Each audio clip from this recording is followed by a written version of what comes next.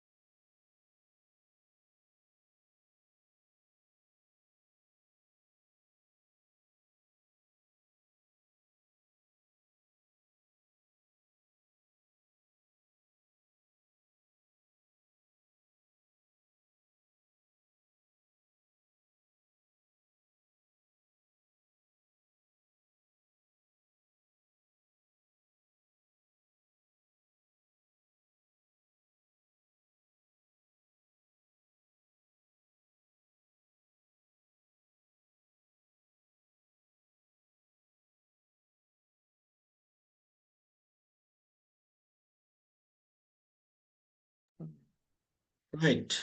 அதுல பாத்தீங்கன்னு சொன்னா அதுல 2வது வினா பின்வரும் விழா நாமங்களின் ஆண்டை ஆண்டை நீங்க அதுல எழுதணும். அதுவும் உங்களுக்கு MCQ வடிவில கேட்பாங்க.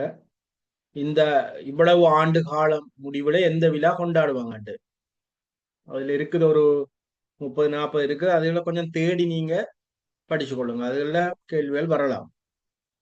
அட்லீஸ்ட் ஒரு வினாவாவது வருது இனி மொழியாற்றல் என்று வரையக்க அதுவும் ஒரு பகுதியா வருவது உங்களுக்கு தெரியும். அப்ப கடதாசி விழா என்று சொல்லுகின்ற விழா வந்து 1வது ஆண்டு நிறைவில கொண்டாடப்படுகின்ற ஒரு விழாவாக காணப்படும். 1வது ஆண்டு நிறைவில கடதாசி விழா கொண்டாடப்படும். தகர விழா 10வது ஆண்டு நிறைவில் கொண்டாடப்படுகின்ற விழா தகர விழா. அதே நேரம் வெள்ளி விழா கொண்டாடப்படுவது 25வது ஆண்டு நிறைவில் 25வது ஆண்டு நிறைவில் வெள்ளி விழா கொண்டாடப்படும். 4வது பொன் விழா. பொன் விழா என்று சொல்லும் போது இது வழமையாக பல நிறுவனங்களினால பாடசாலை போன்ற அமைப்புகள்ல பொதுவாக இந்த பொன் விழா கொண்டாடப்படும் 50வது ஆண்டின் நிறைவில் 50வது ஆண்டின் நிறைவில் அல்லது ஏதாவது ஒரு விடயம் தொடங்கப்பட்டு அல்லது ஒரு நிறுவனம் தொடங்கப்பட்டு 50 ஆண்டுகள் பூர்த்தியாகின்ற போது பொன் விழா கொண்டாடப்படும். 5வது வைர விழா. வைர விழா என்பது 60வது ஆண்டு நிறைவில் கொண்டாடப்படும். 60வது ஆண்டு நிறைவில் வைர விழா கொண்டாடப்படும். பவள விழா இதுவும் பிரபல்யமான விழா. பொதுவாக நிறுவனங்களால கொண்டாடப்படக்கூடியது. 75வது ஆண்டு நிறைவில் பவள விழா கொண்டாடப்படும். ரைட். அடுத்து 7வது அமுத விழா. அமுத விழா என்பது 80வது ஆண்டு நிறைவில் கொண்டாடப்படுவது அமுத விழா. அடுத்து மிலேயம் என்ற இருக்கு டைப்பாக இருக்குது. மிலேனியம். மிலேனியம் 3 சுழிகளை கொண்ட நீனா மிலேனியம். மிலேனியம் விழா என்று சொல்வது 1000ஆம் ஆண்டு நிறைவில் பொதுவாக 1000 ஆண்டுகள் நிறைவு அடைகின்ற போது இப்ப சில விடயங்களுக்கு அப்படி ஒரு வரலாறு இருக்கும். 1000 ஆண்டுகள் நிறைவில கொண்டாடப்படுவது மிலேனியம் விழா. நூற்றாண்டு விழா என்று சொல்வது 100வது ஆண்டு நிறைவில் கொண்டாடப்படக்கூடிய ஒரு மிகவும் பிரபல்யமான ஒரு விழா. அடுத்து இரும்பு விழா என்று சொல்வது 3வது ஆண்டில் கொண்டாடப்படுகின்ற விழா. இப்படி இந்த விழாக்கள் ஆண்டுகள் தமிழ் அறிவு மொழித்திறன் விருத்தி அந்த மொழித்திறன் வினாத்தாள்கள்ல கேட்கப்பட்டது. ஓகே, அதுகளை கொஞ்சம் நாங்க தேடி எழுதி பார்த்து கொண்டீங்கன்னா சரி.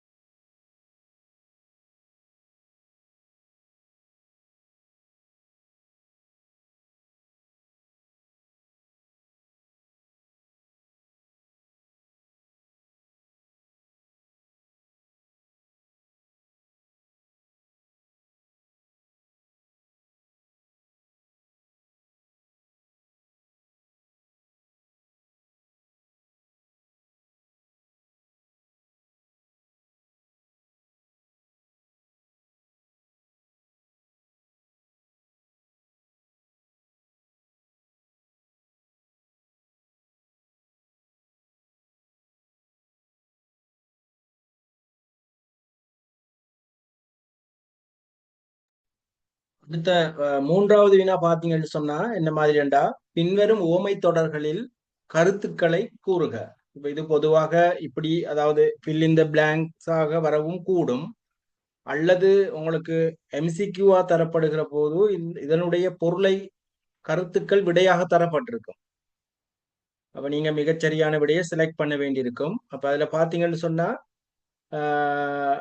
ஓமை தொடர்கள்ல உடும்புப்பிடி போல போல என்று சொல்வது, அதுக்கு ஒரு அர்த்தம் இருக்கு. அது 2 சொல் 3 சொல்ல அதனுடைய கருத்துக்கள் வரும். அப்ப உடும்புப்பிடி என்று சொல்வது பொதுவாக விடாப்பிடியாக இருக்கிறது என்ற நிலைமை. விடாப்பிடியாக இருக்கிறது அல்லது பிடிவாதம் என்று சொல்லுவோம். உடும்பு பிடி என்று, உடும்பு பிடி போல என்று சொல்லுகின்ற விடயம், ஆக்கங்கள் எழுதுகின்ற போதோ அல்லது நாங்க கதைக்கின்ற போதோ இதை பிரயோகம் செய்வோம். உடும்பு பிடி என்றது பிடிவாதம். 2வது கார்த்திகை பிறை போல. கார்த்திகை பிறை போல என்று சொல்வது கிடைப்பதற்கு அருமையாக இருப்பது, மிக பற்றாக்குறையாக இருப்பது, அல்லது காண்பதற்கு அரிதாக இருப்பது. பொது ஒரு சொல்லில் எதுவும் கேட்டாங்கன்னு சொன்னா அருமை என்று எழுதுவோம். அருமை. கார்த்திகை பிறை போல, கிடைப்பதற்கு அருமையாக இருப்பது. அடுத்து 3வது பாத்தீங்கன்னு சொன்னா சிலை மேல் எழுத்து போல. சிலை மேல் எழுத்து போல.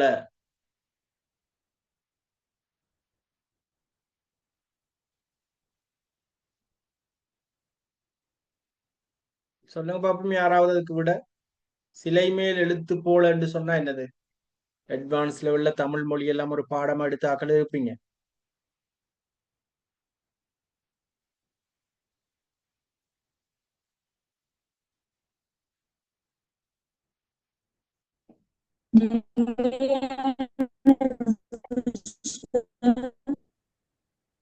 இளங்கலம்மா, நீங்க விடைய ஒன்ற சொல்றீங்க, ஆனா கிளியரா விளங்குது இல்ல.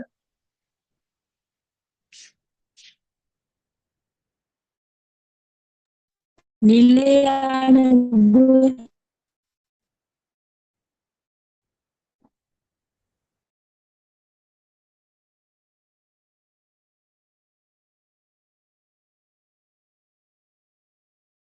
நிலையான தன்மை.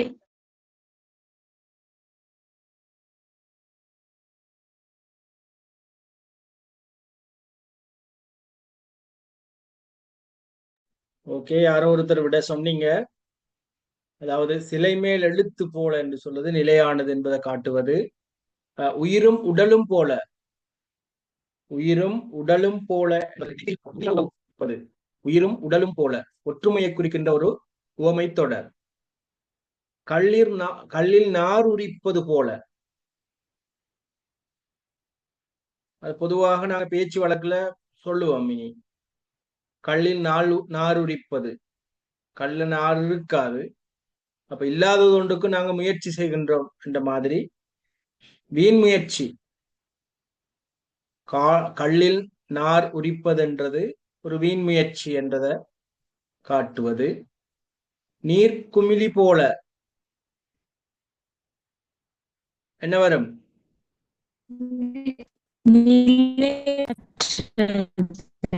நிலையற்ற தன்மை. இப்ப சில விடயங்கள் நிலையற்றதாக இருக்கும். இப்ப எங்களுடைய வாழ்க்கையெல்லாம் நீர்க்குமிழி போல நிலையற்றது. ஓகே, நிலையற்றது. தாயும் பிள்ளையும் போல,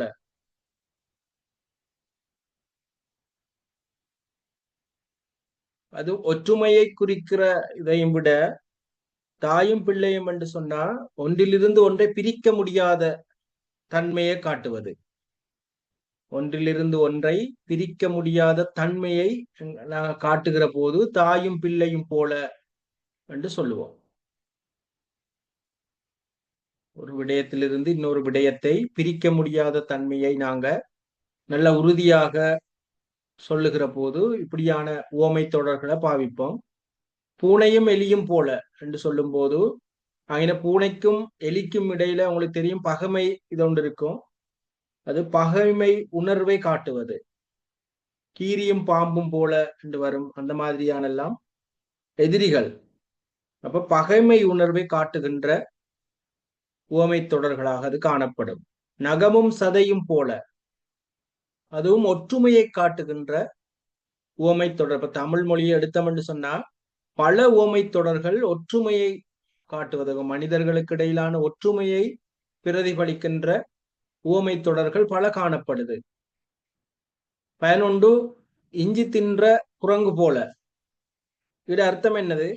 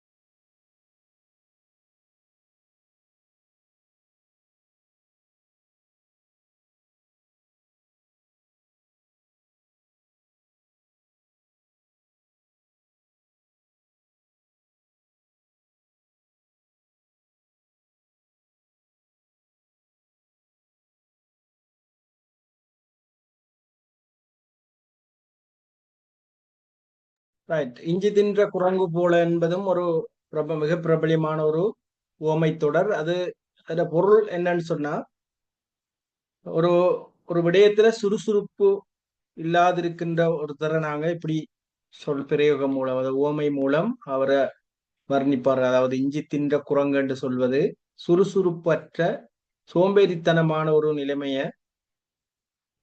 நிலைமைகள்ல சொல்லுகின்ற ஒரு உவமை தொடர். அடுத்து கண் இமை காப்பது போல, யாருக்கு சொல்லல மாதிரி பொருள? கண்ணை இமை காப்பது போல.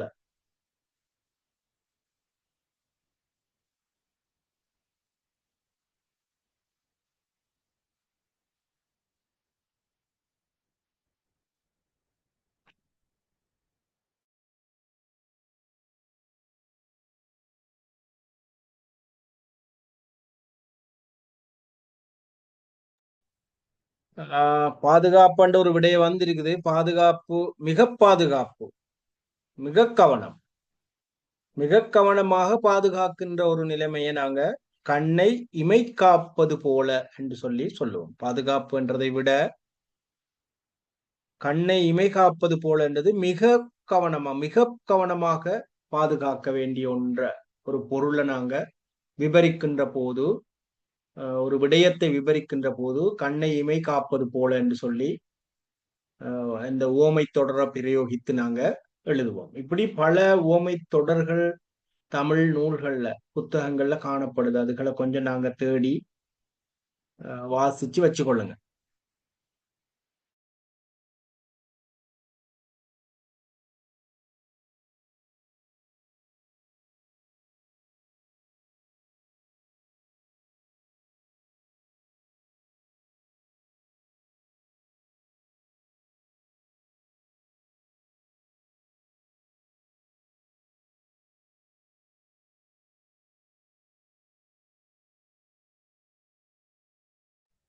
எங்களோட தமிழ் மொழியில் இருக்கிற மற்றுமொரு முக்கியமான விடயம்தான் இந்த மரபு தொடர்கள் என்பது. மரபு தொடர்கள் இப்ப பேச்சு வழக்கிலையா இருக்கட்டும், எழுத்து வடிவிலையா இருக்கட்டும், எக்ஸாமுக்கு மாத்திரம்தான் நாங்க பயன்படுத்துறோம். வகுப்புல அன்றாட வாழ்வில இது மிகவும் அருமையாகத்தான் இருக்குது, பாவிக்கிற இல்ல. இந்த டிஜிட்டல் தொழில்நுட்பம் மயப்படுத்தப்பட்டதன் பின்பு இதனுடைய நிலைமை மிகவும் மோசமாக இருக்குது. பழைய காலத்துல இப்போ ஒரு 50-60 வருடங்களுக்கு முன்பு இதனுடைய பயன்பாடு வயது வந்தவர்களிடையே மிகவும் பிரபல்யமாக காணப்பட்டது. சில விடயங்களை மிக நுணுக்கமாக இன்னொருவருக்கு சொல்வதற்கு இந்த மரபு தொடர்கள் எங்களுக்கு பெரிதும் உதவும். சொல்லுங்க பாப்போம், ஓட்டை வாயன் இதனுடைய கருத்து என்னது?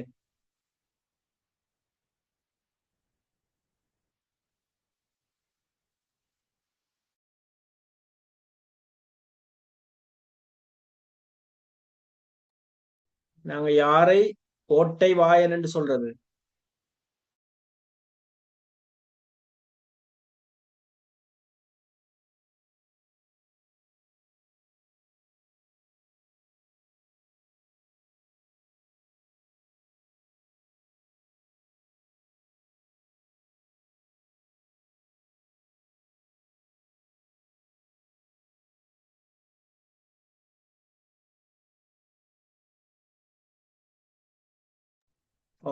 ஒரு ரகசியத்தை காக்க முடியாதவன், காக்க தெரியாதவன். ஒரு ரகசியத்தை காக்க முடியாதவன் அல்லது ரகசியத்தை காக்க தெரியாதவனை நாங்க ஓட்டை வாயன் என்று சொல்லுவோம். ரைட். இட்டுக்கட்டுதலுடைய பொருள் இல்லாததை சொல்லுதல், இல்லாத விடயம் ஒன்றையும் சேர்த்து கதைக்கிறது. இட்டுக்கட்டுதல். நுனிப்புள் மேய்தல் என்று சொல்வது நாங்க ஒரு விடயத்தை மேலெழுந்த வாரியாக கற்றுக்கொள்வது. மேலோட்டமாக, மேலோட்டமாக அல்லது மேலெழுந்த வாரியாக படித்தல் அல்லது கவனம் செலுத்துதல், கற்றுக்கொள்ளுதல். நுனிப்பொள் மேய்தல். ரைட். காது குத்துதல். காது குத்துதல் என்ற அந்த உவமை தொடர், அதாவது மரபு தொடர் ஏமாற்றுதல். ஒருவரை அல்லது ஒரு விடயத்துக்காக ஒரு குழுவினரை அல்லது இன்னும் ஒருத்தரை ஏமாற்றுகிற போது அவன் காது குத்துகிறான் சொல்வார்கள். அவன் ஏமாற்றுகிறான் என்ற நேரடியா சொல்லாமலுக்கு நாங்க அவன் காது குத்துகிறான் என்று சொல்லி சொன்னாலும் அது ஒருவர் அவரை ஏமாற்றுகிறார் என்பதை வெளிக்காட்டுகின்ற ஒரு மரபு தொடர். ஐந்தாவது கை கொடுத்தல். பொதுவாக கை கொடுத்தல் என்பது நாங்க பிறருக்கு உதவுகின்றதை குறிக்கும். ஆபத்தில் உதவுகின்ற அல்லது பிறர் ஒருவருக்கு அல்லது ஒரு குழுவினர்களுக்கு உதவுகின்ற விடயத்தை நாங்க கை கொடுத்தல் என்று சொல்லுவோம். முகம் மலர்தல். முகம் மலர்தல் என்று சொல்வது மகிழ்ச்சி அடைதல். முகம் மலர்தல், அவருடைய முகம் மலர்ந்தது என்று சொல்வது அவருடைய முகம், அவர் மகிழ்ச்சி அடைந்தார் என்று அவருடைய உணர்வை உணர்வையும் சேர்த்து சொல்வது. அவர் மகிழ்ச்சியாக இருந்தார் என்றதையும் விட அவருடைய முகம் மலர்ந்திருந்தது என்று சொல்றது அவர் மகிழ்ச்சியாக இருந்தார் என்று சொல்லப்படும். கண் மூடுதல். பொதுவா இந்த கண், மனிதனுக்கு கண்ணை வைத்து, கண் மிகவும் பிரதானமான உறுப்பு. கண் மூடிவிட்டார் என்று சொல்வது அவர் இறந்து விட்டார் என்று அர்த்தம். இறத்தல். கண் மூடுதல் என்பது இறத்தல்.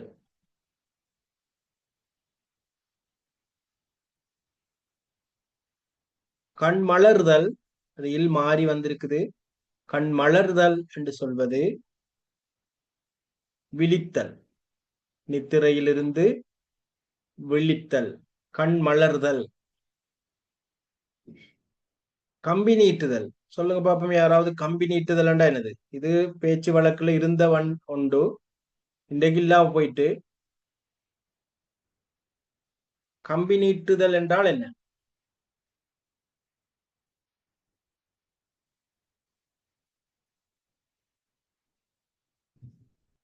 கம்பி நீட்டுதல் என்று சொல்வது ஏமாற்றல் தான். ரைட்.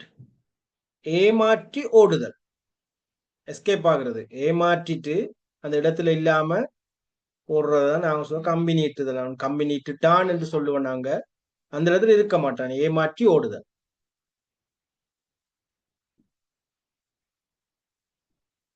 கைகூடுதல்.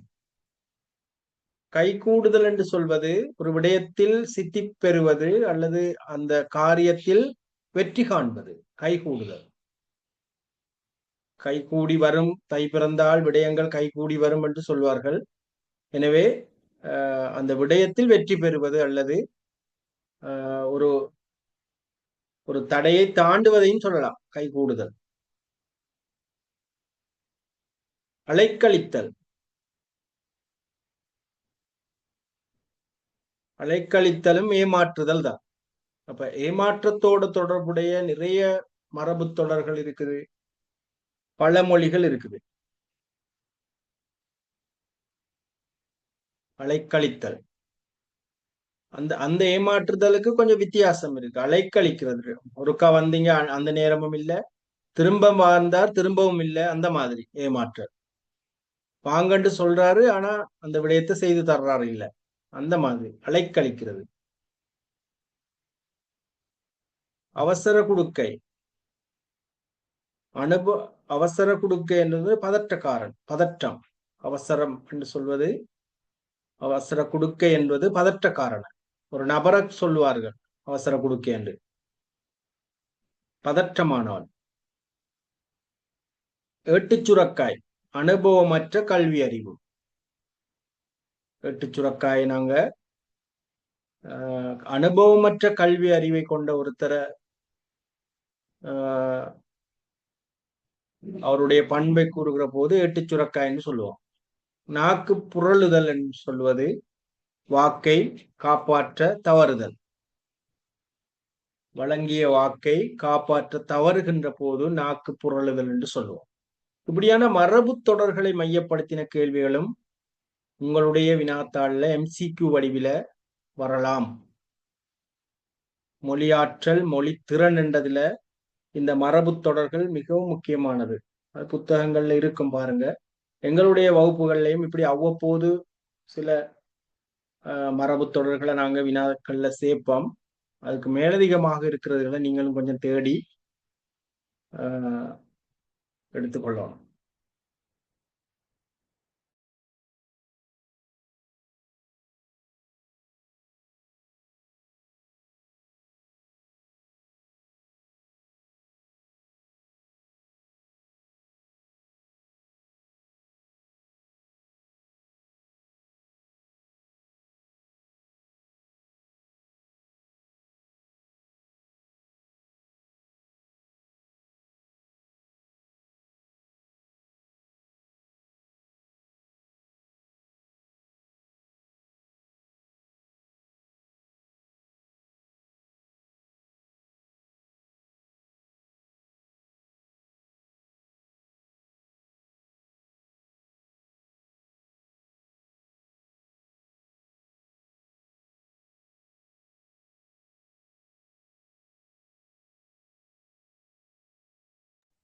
இதுல பாத்தீங்கன்னு சொன்னா இந்த வினா என்ன மாதிரி என்று சொன்னா, கீழே உள்ள ஒவ்வொரு வினாவிலும் வந்து இருக்குது டைப்பிங் எரர் உண்டு. வினாவிலும் சில சொற்கள் தரப்பட்டுள்ளன. அந்த சொற்களை ஒழுங்குபடுத்தி வாக்கியங்களை உருவாக்குகின்ற போது அந்த வாக்கியங்களில் மூன்றாவதாகவும் ஐந்தாவதாகவும் வரக்கூடிய சொற்களை தெரிவு செய்து புள்ளிக்கோட்டில் எழுதுக என்று சொல்லி தந்திருக்குது. அதுல கொஞ்சம் டைப்பிங் எரர்ஸ் காணப்படுது பிள்ளைகள், அதை சரியா பார்த்து கொள்ளுங்க. ஒன்னாவதுக்கு என்ன வரும் சொல்லுங்க பாப்போம். இப்படி அதாவது மொழியாற்றல் என்று சொல்லும் போது வாக்கியங்களை சரியான முறையில் மொழி கட்டுமானம் செய்கின்ற திறனும் பரீட்சிக்கப்படலாம். அதாவது வாக்கியம் ஒன்றுக்குரிய உறுப்புகள் தரப்படுகின்ற போது நீங்க அதை சரியாக ஒழுங்குபடுத்தி எப்படி வாக்கியங்களை உருவாக்குவது என்பதும் ஒரு மொழியாற்றல் தான். இதுல ஐந்தாவதுல ஒன்றுக்கு என்ன வரும் சொல்லுங்க பாப்போம். செட் மூலம் போடுங்க, அல்லது உங்களோட மைக்குகள் ஒன் மோட்ல தான் இருக்கும். தேவையான நேரம் அன்மியூட் பண்ணி சொல்லலாம்.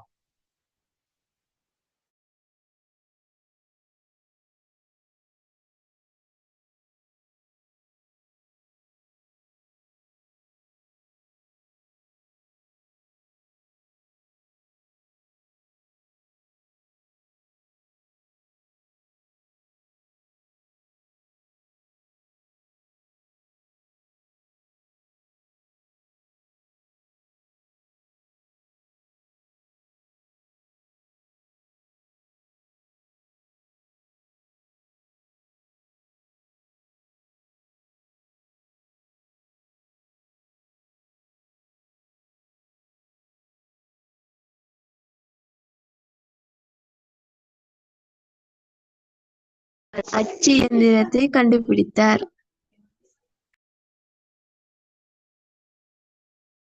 வாக்கியத்தை சொல்லுங்க பாப்போம் யாராவது முதல்ல.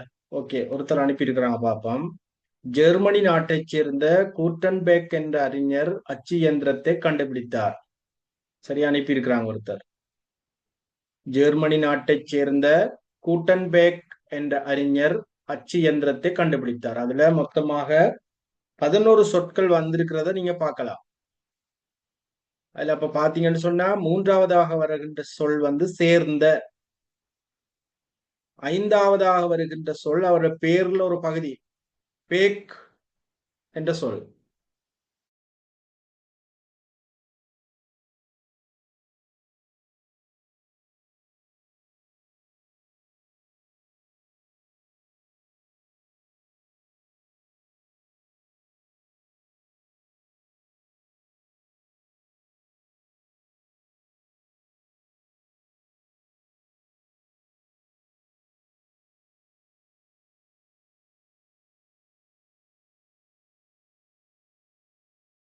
அவருடைய பெயர் கூட்டன்பேக். இங்கிலீஷ் பெயர்கள் வந்து வித்தியாசமாகவும் வரலாம். எனவே கூட்டன்பேக் என்ற அவருடைய பேர்ல ஒரு பகுதி தான் ஐந்தாவது சொல்லாக வந்திருக்குது. அப்ப மூன்றாவதா வந்திருக்குது சேர்ந்த. ஓகே, ஜெர்மனி நாட்டைச் சேர்ந்த கூட்டன்பேக் என்ற அறிஞர் அச்சு இயந்திரத்தை கண்டுபிடித்தார் என்பதுதான் வாக்கியம். ஓகே, இது ஒரு வகையான மிக பிரபலியமான வினா வடிவம். இது உளவியல் அதாவது நுண்ணறிவு வினாக்கள் பகுதியிலையும் இது கொஞ்சம் பிரபல்யமானது. குழம்பிடுவோம் நாங்க, ஏன்னா மிகவும் பதற்றமாக இருப்போம் எக்ஸாம் ஹால்ல. இப்படி ஒரு வினாக்கள் கொடுத்தோன்னே எப்படி எங்கன தொடங்கி எங்கன முடியும் என்றே எங்களுக்கு ஒரு பெரும் பிரச்சனையாக வரலாம். சின்ன சின்ன வாக்கியங்கள் இல்லாம மிகப்பெரிய வாக்கியங்களும் அதுல தரப்படலாம். முதல்ல நீங்க என்ன செய்யணும், இந்த வாக்கியத்துல பல சொற்கள் காணப்படுது. பல சொற்கள் காணப்படுது. இந்த சொற்கள் எல்லாத்திலையும் எப்படி ஒரு பொருளுள்ள வாக்கியத்தை உருவாக்குவது என்று சொல்லி முதல்ல பாருங்க. வாக்கியத்தை முதல்ல உருவாக்கி கொள்ளுங்க. அதுக்கு பிறகு உங்களுக்கு மூன்றாவதாகவும் ஐந்தாவதாகவும் வருகின்ற சொற்களை இலகுவாக பார்க்கலாம். சொல்லுங்க பாப்போம், எழுதிட்டு சொல்லுங்க. எழுதிட்டு ஒருத்தர் வாசிங்க பாப்போம் எப்படி வரும் வாக்கியம்.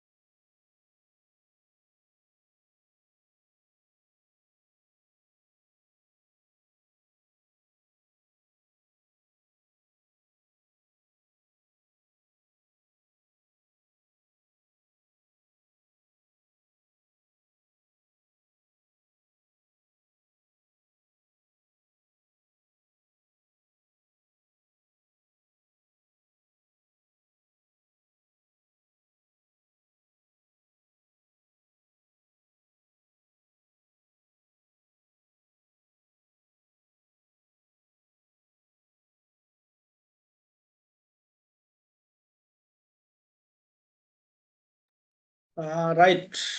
இது மொத்தமாக 12 12 சொற்களை கொண்ட ஒரு பெரிய வாக்கியம் உண்டு இது.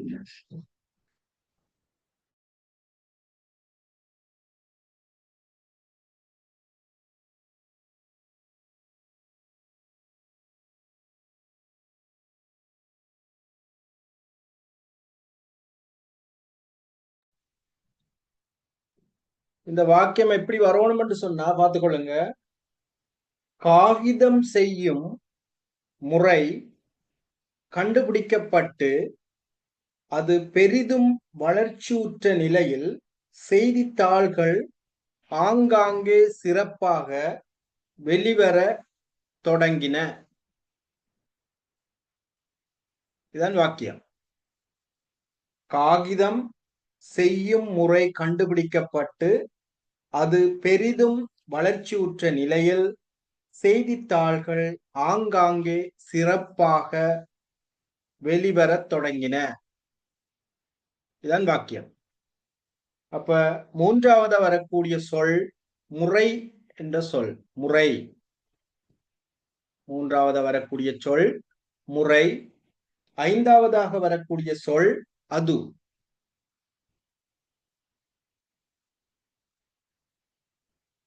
ரைட். எனவே வாசிப்பு திறன்கள் மூலமாக உங்களுக்கு தெரியும் மொழியாற்றல் என்பதுல முக்கியமாக வரப்போது வாசிப்பு. வாசிப்பு திறன், கிரகிப்பு திறன், வாசிச்சதை நீங்க கிரகிக்கின்ற முறை, பேச்சு திறன், பேச்சாற்றல், பகுப்பாய்வு திறன், மொழியில ஏதாவது விடயங்களை தருகின்ற போது பகுப்பாய்வு செய்கின்ற ஆற்றல், எழுத்து ஆற்றல், இப்படி பல ஆற்றல்கள் இந்த மொழி ஆற்றல் என்ற விடயத்துக்குள்ள காணப்படும். இதுல எல்லா பகுதிகளையும் நாங்க தேர்ச்சி பெற்றவர்களாக இருந்தால்தான் அந்த மொழியாற்றல் வினாத்தாளுக்கு சிறப்பாக முகம் கொடுக்கக்கூடியதாக இருக்கும். ரைட். ஓகே, ஸ்கிரீன்ஷாட் ஒன்று போட்டுக்கொள்ளுங்க. நான் அடுத்த பகுதிக்கு போவோம். இந்த வாக்கியம் எல்லாம் கொஞ்சம் இலகுவானது. இந்த இடத்துல கிபி என்று சொல்லியிருக்கிற அந்த இதை ஒரு சொல்லாக எடுத்துக்கொள்ளுங்க. இதுல 2 சொற்கள் இணைக்கப்பட்டிருக்குது. கிபி என்பதை ஒரு சொல்லாக தான் இங்க நாங்க எடுத்திருக்கிறோம். எப்படி வாக்கியம் வரும்?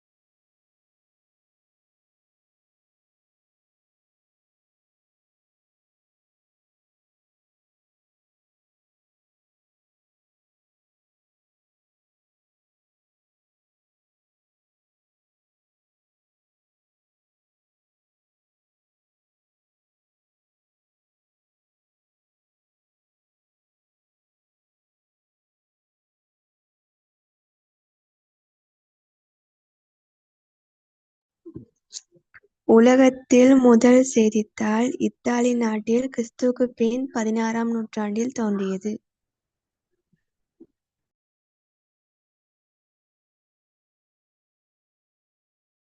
கொஞ்சம் சரி, கொஞ்சம் திருத்தம் செய்தா ஓகேயா இருக்கும். ஒரு சொல் 2 சொல் மாறி வருது.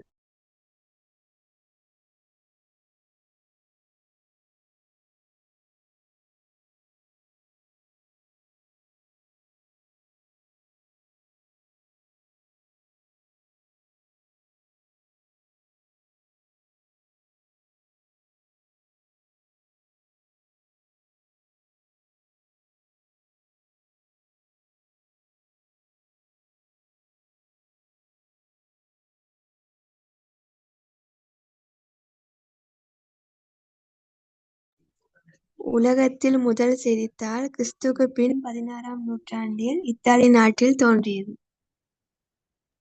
Okay, very good. ரைட். வாக்கியம் அப்படித்தான் வரும். உலகத்தின் முதல் செய்தித்தாள்